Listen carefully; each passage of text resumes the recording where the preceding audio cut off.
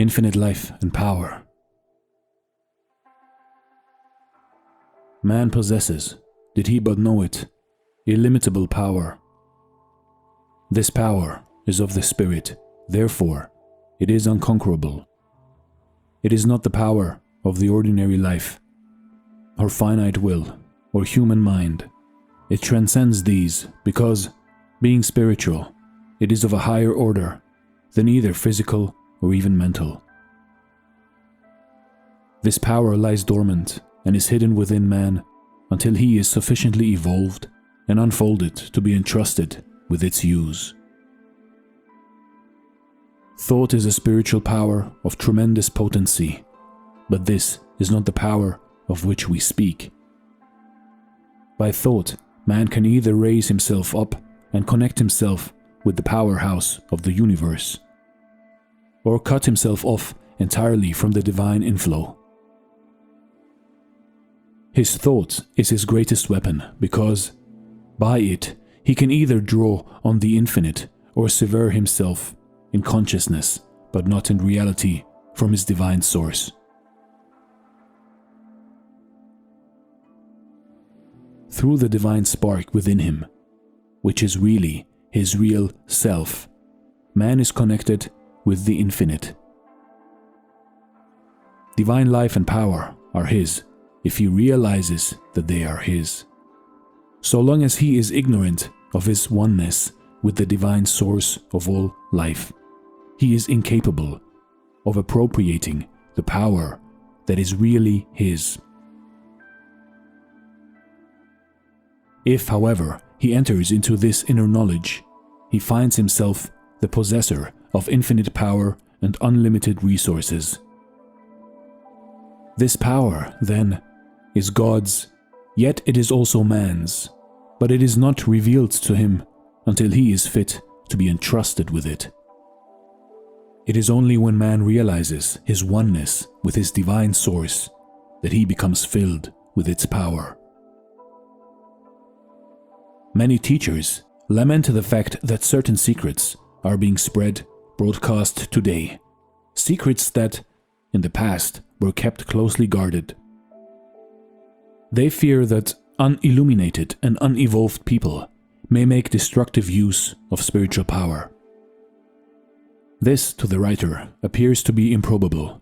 It is true that strong personalities who have a great belief in their own power to achieve and succeed draw unconsciously on hidden powers, and thus are able to raise themselves high above their fellows. The use, however, that they can make of spiritual power for base purposes is limited and is not to be feared. There are others, of course, who are misusing their powers. These are black magicians, and while they may do a certain amount of harm, they become reduced, ultimately, to beggary and impotence. There are also others who spend the whole of their spare time searching for knowledge of this very subject. They read every occult book they can lay hands on, but they never find that for which they seek.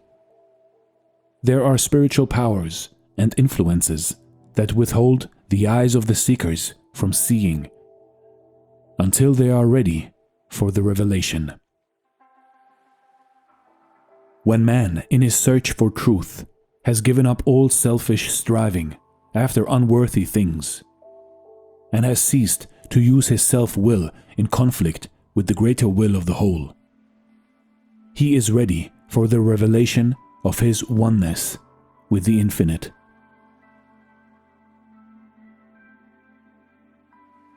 Yielding implicitly to the will of the whole may seem, to the unillumined, an act of weakness. Yet it is the entrance to a life of almost boundless power. Man is not separate from his divine source, and never has been. He is, in reality, one with the infinite. The separation which he feels and experiences is mental, and is due to his blindness and unbelief. Man can never be separated from spirit, for he himself is spirit. He is an integral part of one complete whole. He lives and moves and has his being in God, and God dwells in him. The majority of people are unaware of this intimate relationship with the divine. And because they are unaware, or because they refuse to believe it, they are in one sense separated from the inner life of God. Yet his separation is only in their thoughts and beliefs, and not in reality. Man is not separated and never can be, yet so long as he believes that he is separate and alone, he will be as weak and helpless as though he actually were. As soon as man realizes the truth of his relationship to the infinite, he passes from weakness to power, from death unto life. One moment he's in the desert, afar off, weak, separate, and alone. The next, he realizes that he's nothing less than a son of God, with all a son's privileges and powers. He realizes in a flash that he is one with his divine source, and that he can never be separated. He awakens also to the fact that all the power of the infinite is his to draw upon, that he can never really fail, that he is marching on to victory. It will thus be seen how great is the power of man's thought. While thought is not the power of the spirit, it is the power by which man either connects himself up with the infinite power, opening himself to the divine inflow, or cuts himself off and separates himself from his spiritual source. Thus, in a sense, man is what he thinks he is. If he thinks he is separate from God and cut off from his power, then it is as though this were really the case, and he is just as impotent and miserable as though he actually existed apart from God.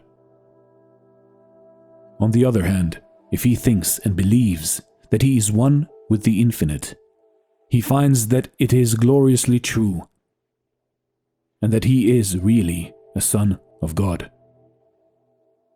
If he believes and thinks that he is a mere material being, then he lives the limited life of a material being, and is never able to rise above it.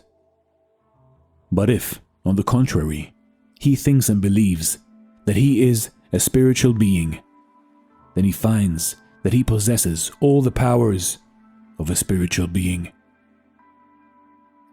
Again, if he thinks that his work is difficult and that he is not equal to his tasks, he finds that really his tasks are difficult and beyond his powers.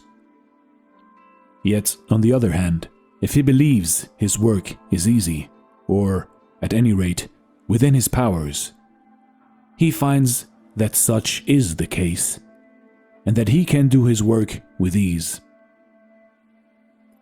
The power within is infinite, for, by faith in it, man is directly coupled up with the spiritual power of the universe.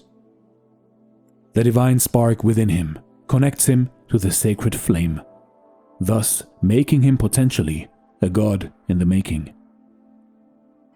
A change, then, must take place within man before he can enter into his divine inheritance. He must learn to think after the spirit, as a spiritual being, instead of after the flesh, as a material creature. Like the prodigal son, he must come to himself and leave the husks and the swine in the far country, returning to his father's house, where there is bread of life enough and to spare. You see, in life, in your life, you have an infinite life, an infinite power, if you connect your spirit to the divine source. This is Dare to Do Motivation. Chapter 1, Infinite Life and Power. Thanks for watching, and stay blessed.